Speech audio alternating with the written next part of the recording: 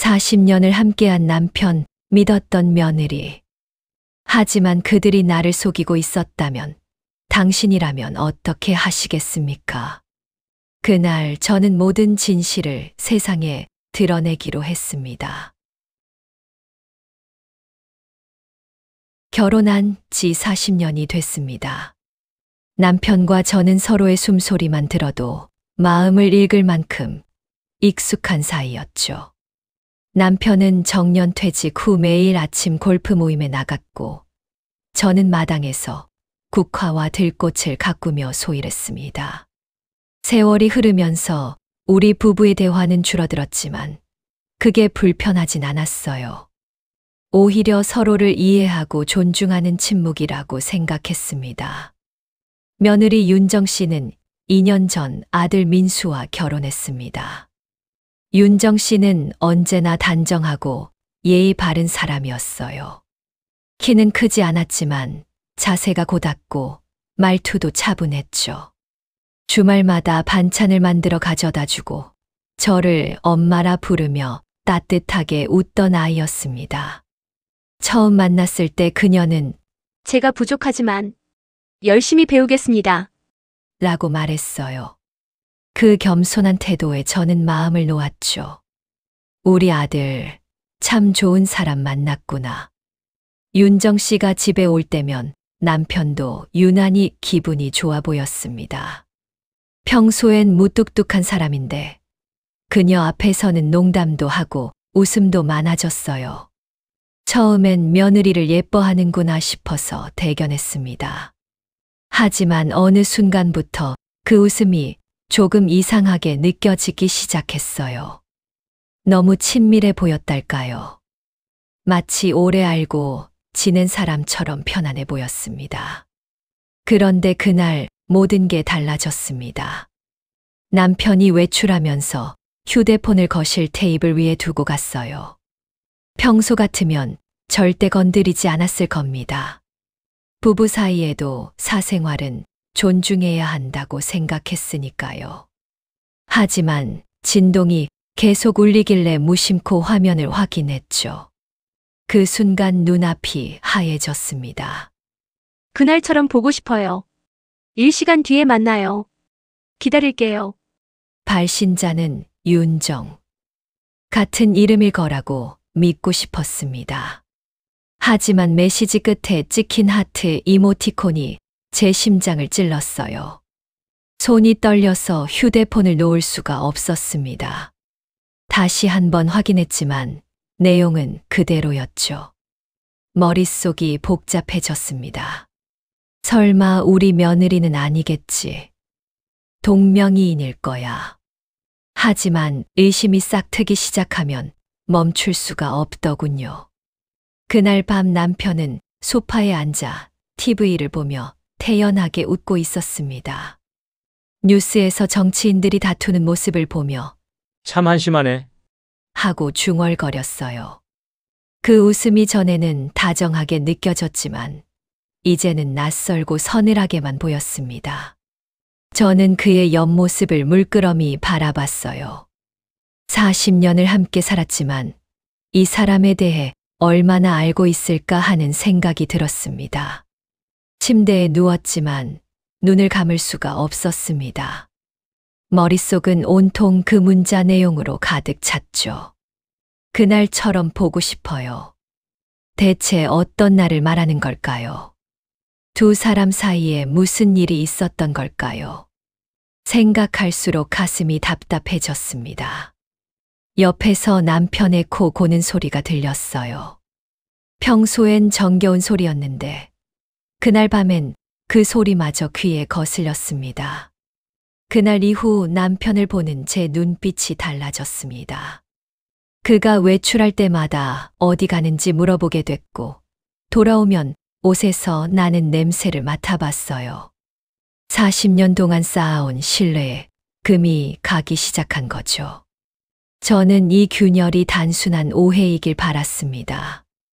하지만 마음 한구석에선 이미 알고 있었어요. 뭔가 크게 잘못되고 있다는 걸. 며칠 뒤 윤정 씨가 우리 집에 찾아왔습니다.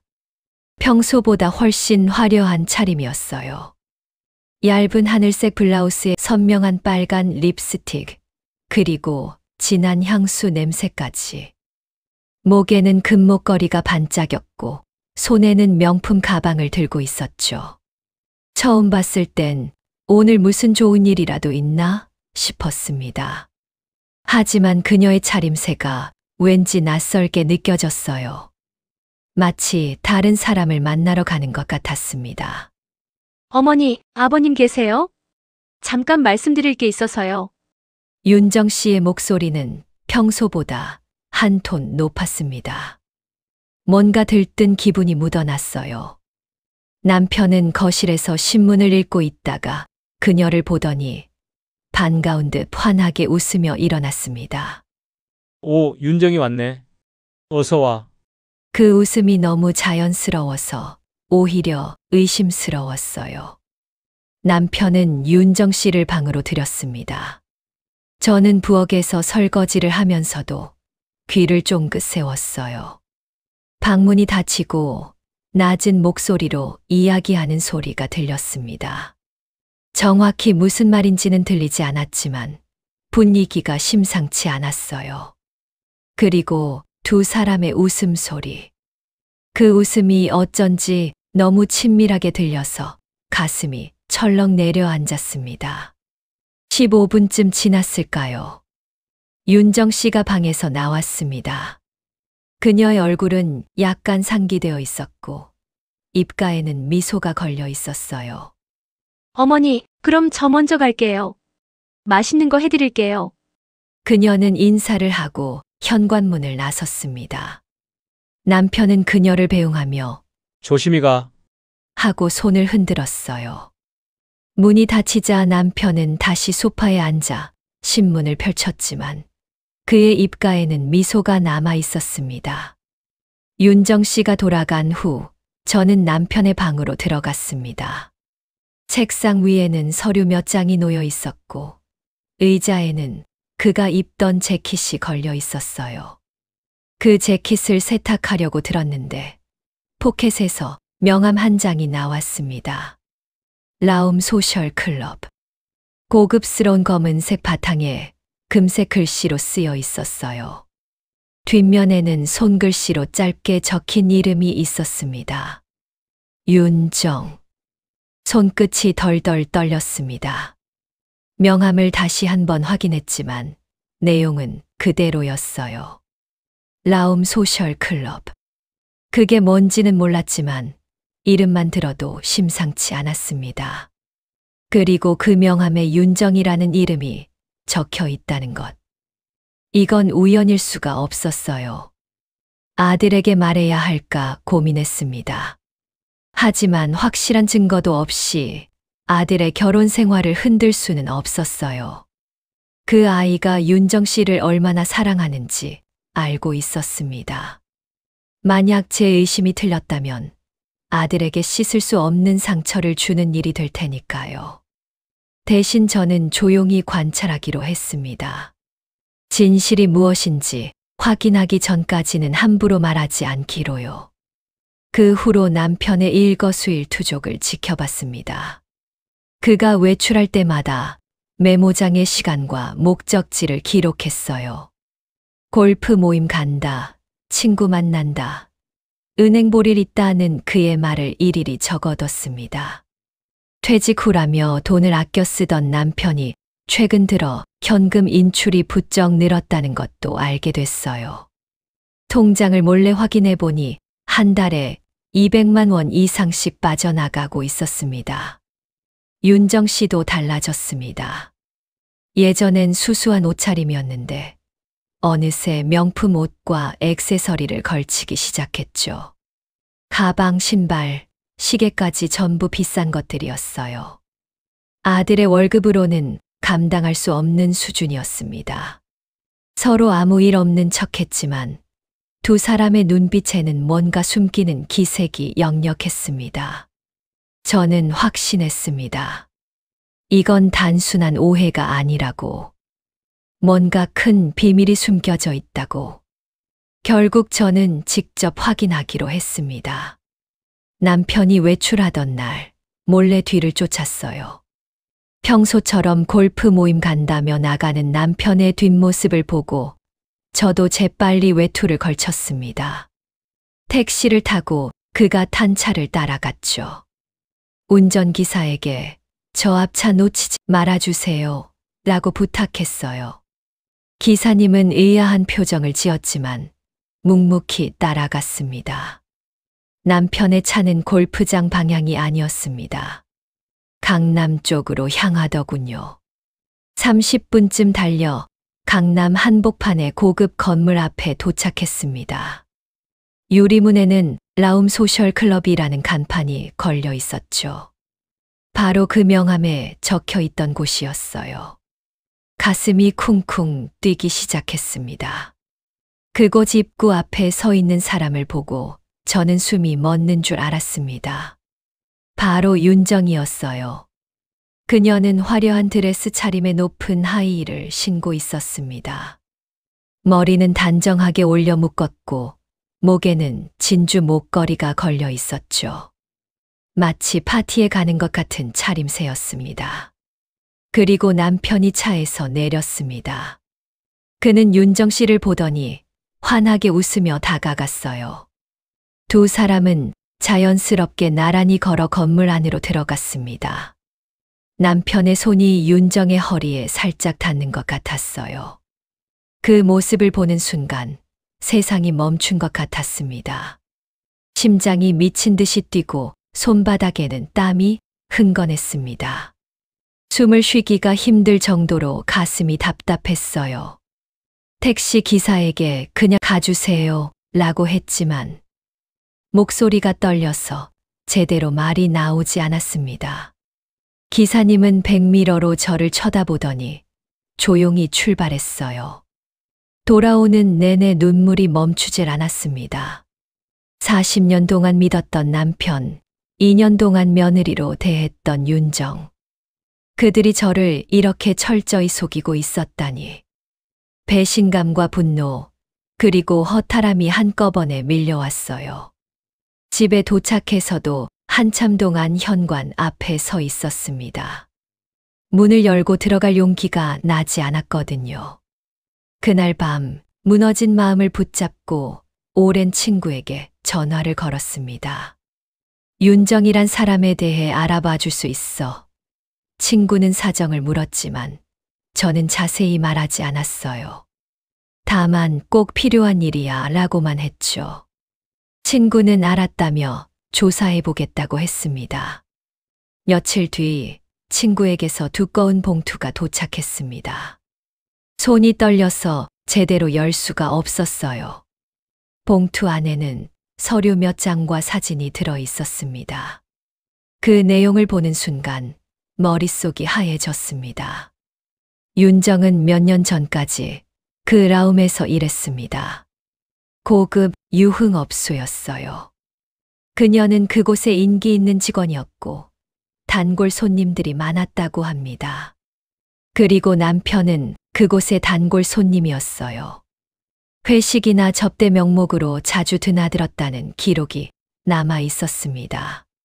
더 충격적인 건 윤정이 아들과 결혼하기 몇 달 전까지도 그곳에서 일했다는 사실이었습니다. 그리고 남편과의 관계도 그때까지 이어졌다고 합니다. 사진 속에는 두 사람이 함께 있는 모습이 찍혀 있었어요. 룸 안에서 술잔을 기울이는 모습, 가까이 앉아 이야기하는 모습. 저는 그제야 모든 게 이해됐습니다. 며느리로 들일 때 남편의 어색한 웃음, 윤정을 처음 봤을 때 느꼈던 미묘한 위화감. 그건 우연이 아니었습니다. 남편은 이미 그녀를 알고 있었고, 어쩌면 아들과 윤정의 만남조차도 남편이 주선한 것일지 모른다는 생각이 들었어요. 40년 동안 쌓아온 믿음이 한순간에 무너졌습니다. 남편의 얼굴을 보면 분노보다 먼저 허탈함이 밀려왔어요. 이 사람이 나를 이렇게까지 속였구나. 눈물도 나지 않았습니다. 그냥 텅 빈 것 같았어요. 그날 밤 잠들지 못하고 창밖을 바라보며 결심했습니다. 이대로 넘어갈 수는 없다고. 그들의 죄를 반드시 밝혀내겠다고. 더 이상 순한 아내로 살지 않겠다고. 하루 종일 머릿속이 멍했습니다. 밥도 제대로 먹지 못하고 집안일도 손에 잡히지 않았어요. 하지만 밤이 되자 눈물 대신 차가운 결심이 찾아왔습니다. 울기에는 너무 모욕당했고 잊기에는 너무 잔인했습니다. 그들의 죄를 세상에 고스란히 보여줘야 한다. 저는 남편의 서재로 들어갔습니다. 서랍을 하나씩 열어보니 각종 서류와 영수증이 가득했어요. 그 중에서 라움 소셜클럽과 관련된 영수증을 찾아냈습니다. 놀랍게도 최근 1년 동안만 수십 장이 나왔어요. 한 번에 100만 원이 넘는 금액들이었습니다. 그 돈이 어디서 나온 건지, 왜 썼는지 이제 분명해졌죠. 저는 그 영수증들을 모두 복사해서 따로 보관했습니다. 그리고 다음 단계를 계획했어요. 결정적인 증거가 필요했습니다. 그들의 관계를 명확히 보여줄 수 있는 것 말이에요. 며칠 뒤 저는 라움 소셜 클럽을 직접 찾아갔습니다. 낮 시간이라 손님은 없었고 직원 몇 명만 청소를 하고 있었어요. 카운터에 있던 젊은 남자에게 지배인을 만나고 싶다고 했습니다. 그는 잠시 후 중년의 남자를 데려왔어요. 무슨 일이십니까? 지배인은 경계하는 눈빛으로 저를 바라봤습니다. 저는 조심스럽게 입을 열었어요. 제 남편과 며느리가 이곳을 자주 드나든다고 들었습니다. CCTV 영상을 볼 수 있을까요? 지배인은 난처한 표정을 지었습니다. 손님의 프라이버시가 있어서 함부로 보여드릴 수가 없습니다. 저는 가방에서 봉투 하나를 꺼냈어요. 안에는 현금 500만 원이 들어 있었습니다. 제 가족을 지키기 위해서입니다. 부탁드립니다. 지배인은 봉투를 물끄러미 바라보다가 한숨을 쉬었습니다. 잠시만 기다리세요. 그는 사무실로 들어갔다가 작은 USB를 들고 나왔어요. 최근 3개월치입니다. 이걸로 해결되길 바랍니다. 집으로 돌아와 USB를 컴퓨터에 꽂았습니다. 파일을 여는 손이 떨렸어요. 영상이 재생되기 시작했습니다. 날짜별로 정리된 파일들이 있었고 그중 몇 개를 클릭했습니다. 영상 속에는 모든 진실이 담겨 있었어요. 남편과 윤정이 함께 룸에 들어가는 모습, 테이블에 마주 앉아 술을 마시는 모습. 그리고 남편이 술잔을 권하자 윤정이 환하게 웃으며 그의 어깨에 손을 올렸습니다. 두 사람은 마주보고 웃으며 잔을 부딪혔죠. 다른 영상에서는 더 친밀한 모습이 보였습니다. 남편이 윤정의 머리를 쓰다듬고 윤정이 남편의 팔에 기대는 장면. 마치 연인처럼 보였어요. 그 모습을 보는 동안 제 속에 있던 분노가 폭발했습니다. 손끝이 떨리고 눈물이 흘렀지만 저는 울음을 참았습니다. 이제는 울 시간이 아니라 행동할 시간이었으니까요. 영상을 모두 백업하고 날짜와 시간을 꼼꼼히 기록했습니다. 이게 바로 제가 원하던 증거였어요. 며칠 뒤 가족 모임이 열렸습니다. 아들이 오랜만에 가족들이 모여서 식사하자고 제안한 거였어요. 아들 부부와 남편이 모두 모인 자리였습니다. 남편은 와인을 따르며 환하게 웃었습니다. 우리 가족이 이렇게 모여 있으니 참 행복하네요, 민수야. 윤정 씨, 앞으로도 잘 부탁한다. 저는 아무렇지 않게 웃으며 고개를 끄덕였습니다. 식사가 무르익을 무렴 저는 조용히 자리에서 일어났어요. 잠깐 보여드릴 게 있어요. 그리고 리모컨을 들어 TV를 켰습니다. 화면에 영상이 재생되기 시작했습니다. 처음엔 아무도 신경 쓰지 않았어요. 하지만 영상 속 인물들이 누군지 알아보는 순간 모든 소리가 끊겼습니다. 남편의 얼굴은 하얗게 질렸고 윤정은 숨이 막힌 듯 입을 막았습니다. 아들은 화면을 멍하니 바라보다가 이게 뭐예요? 라고 물었어요. 목소리가 떨리고 있었습니다. 내가 직접 봐. 내 아버지와 내 아내가 뭘 하고 있는지. 저는 차갑게 말했습니다. 영상은 계속 재생됐어요. 두 사람이 웃으며 술잔을 부딪히는 장면, 친밀하게 대화하는 장면, 그리고 서로에게 기대는 장면까지. 아들은 식탁을 내리쳤습니다. 아버지, 이게 대체 무슨 짓이에요? 남편은 아무 말도 하지 못했어요. 그저 고개를 숙인 채 떨고 있었습니다. 윤정은 눈물을 흘리며 오해예요, 오해. 라고 중얼거렸지만 그 말에는 설득력이 없었습니다. 저는 조용히 서류 봉투를 꺼냈습니다. 이게 전부야. 영수증, 통장 내역, 그리고 윤정 씨의 과거 경력. 봉투를 식탁 위에 던졌어요. 내 아버지는 몇 년 동안 유흥업소를 드나들었고 윤정 씨는 그곳에서 일했어. 두 사람은 내가 윤정 씨를 만나기 훨씬 전부터 알고 지낸 사이야. 아들은 서류를 집어들었습니다. 한 장 한 장 넘기면서 그의 얼굴은 점점 굳어갔어요. 마지막 장을 보고 나서 그는 말없이 자리에서 일어났습니다. 그리고 아무 말 없이 밖으로 나갔죠. 그날 밤 모든 것이 끝났습니다. 평화롭던 가족은 산산조각이 났고 거짓으로 쌓아올린 관계는 무너졌습니다. 폭로 이후 남편은 사회적으로 매장됐습니다. 소문은 순식간에 퍼졌어요. 동네 사람들은 저를 보면 동정 어린 눈빛을 보냈고 남편을 보면 손가락질을 했습니다. 오랜 지인들은 하나둘 연락을 끊었고 회사 동료들도 모임에서 그를 배제했죠. 아들은 곧바로 이혼 소송을 냈습니다. 변호사를 통해 윤정의 과거 전력을 모두 밝혔어요. 윤정은 유흥업소에서 일했던 것뿐만 아니라 불법 영업 알선 혐의까지 추가로 드러났습니다. 과거에 손님을 다른 업소에 소개해주고 수수료를 받았던 것이 경찰 기록에 남아 있었던 거예요. 결국 윤정은 전과자가 됐고 이혼 소송에서 완전히 패했습니다. 아들은 위자료도 재산 분할도 한 푼 주지 않았어요. 오히려 윤정에게 정신적 피해에 대한 손해배상을 청구했습니다. 남편은 재산의 절반을 잃었습니다. 저와의 이혼 합의 과정에서 집과 예금의 절반, 그리고 퇴직금의 상당 부분을 제게 넘겨야 했어요. 40년 동안 모은 재산이 하루아침에 반토막이 난 겁니다.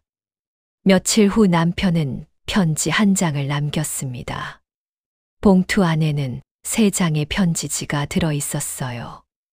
당신께 평생 한 번이 실수로 모든 걸 잃었습니다. 변명의 여지가 없습니다.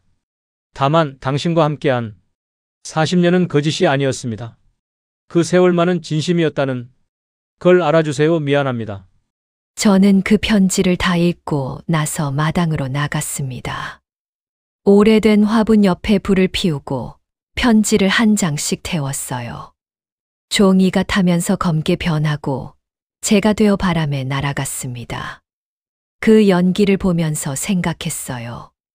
진심이었다고? 40년이 진심이었다면 어떻게 나를 이렇게 배신할 수 있어? 미안하다는 말로 용서받을 수 있다고 생각했다면 그건 착각이었습니다. 배신은 한 번이면 충분해요. 그 상처는 평생 남으니까요. 지금 저는 시골 작은 마을에 내려와 살고 있습니다. 집을 정리하고 조용한 곳을 찾아 이사했어요. 마을 입구에는 개울이 흐르고 산책로가 잘 조성되어 있습니다. 아침마다 창문을 열면 산바람이 불고 들판에는 들꽃이 흔들립니다. 혼자지만 오히려 자유롭습니다. 속이지도 속을 일도 없는 삶이니까요. 매일 아침 일어나면 커피를 내려 마시고 책을 읽습니다.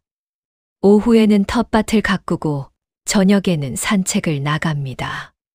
단순하지만 평온한 하루하루예요. 가끔 생각합니다. 그날 CCTV를 보지 않았더라면 저는 아직도 속고 살았겠죠. 남편의 거짓 미소를 보며 며느리의 위선적인 태도를 보며 모든 게 평화롭다고 착각하며 살았을 겁니다. 하지만 이제는 후회하지 않습니다. 진실을 알게 된 게, 그리고 그 진실을 밝힌 게 후회되지 않아요. 사람은 나이를 먹어도 배신의 상처에 익숙해지지 않습니다. 아무리 시간이 지나도 그 아픔은 선명하게 남아 있어요. 하지만 한 가지는 확실히 배웠습니다. 진실은 결국 드러나고 정의는 언젠가 돌아온다는 것을요. 얼마 전 아들이 찾아왔습니다. 처음엔 말도 없이 마당에 서 있더니 한참 후에 엄마, 미안해요. 라고 말했어요. 내가 제대로 보지 못해서. 엄마한테 이런 고통을 안겨줘서. 저는 아들의 손을 잡았습니다. 네, 잘못이 아니야. 속은 건 나도 마찬가지야. 아들은 울먹이며 이제 새로 시작할 거예요. 라고 말했습니다. 그 모습을 보며 저도 울컥했어요. 하지만 눈물을 참았습니다. 이제는 더 이상 약한 모습을 보이고 싶지 않았거든요. 밤마다 거울을 봅니다. 주름이 깊어진 얼굴, 휘어진 머리카락. 하지만 그 눈빛만은 예전보다 강해졌어요. 더 이상 누구에게도 속지 않겠다는, 나 자신을 지키겠다는 결연한 눈빛.